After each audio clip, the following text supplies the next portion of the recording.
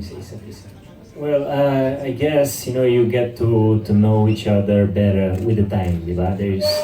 I fell in love with Erich not just because of her beauty, but also because of whole package, She's God-fearing, she's Christian, and malaking bagay para sa akin kung malapit siya sa pamilya ko, di ba? So, yun, mabait, malambing, lahat nasa kanya po.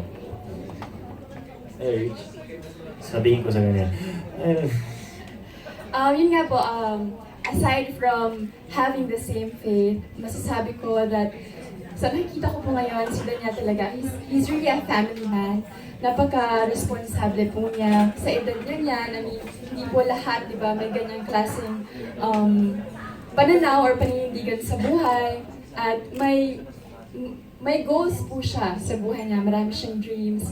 And napaka-hardworking po niyang tao talaga. And I think yun. Bukod sa mabait, malaga.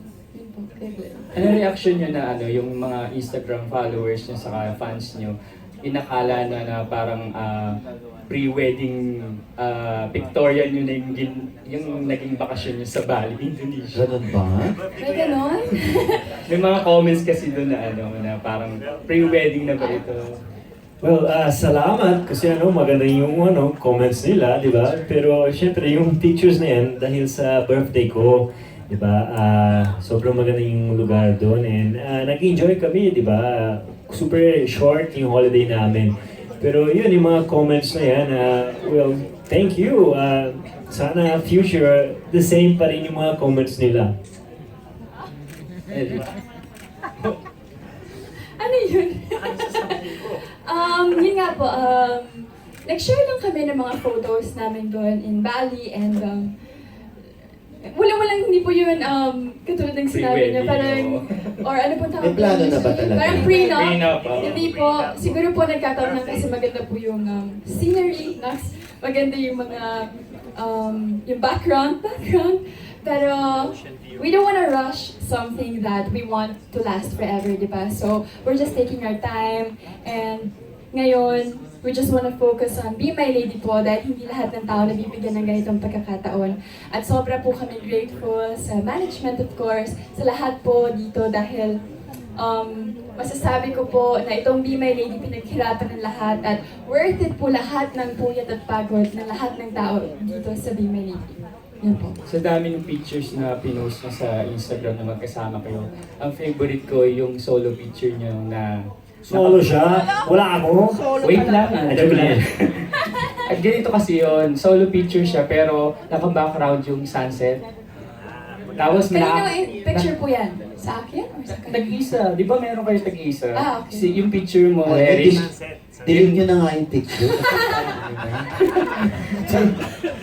tapos na yun, nakakakilig na caption, di ba? Na parang, what's best about sunset? Sa'yo, di ba?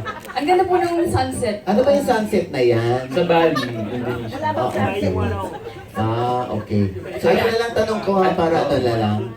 Kasi favorite picture niya yun eh. Kasi, may tatanong ako, kayo ba pinag-uusapan niyo na yung kasal? Yan. Pag kayo nag-uusap, nagde-date kayo, Syempre, pinaplano niyo na ba? Maraming kaming dates, di ba? Aside from busy, yung di ba? Syempre naman. Iba-ibang places. Syempre, despite sa busy schedule namin, syempre we speak about it, di ba? Kailangan eh. If you really have kasi if you really love somebody and you really have a plan with her, syempre, Wow. ito na. Okay na. Okay, so we have last two questions. Siyempre, isa manggagaling kay asa nagdidilim ang paningin na si Tita Mercy Beharde. Nagdidilim ang paningin ni Tita Mercy na pagkamalang kapatid ni Direk Carlo Caparas dahil sa Shades. At nagsusulat din sa La Solidaridad.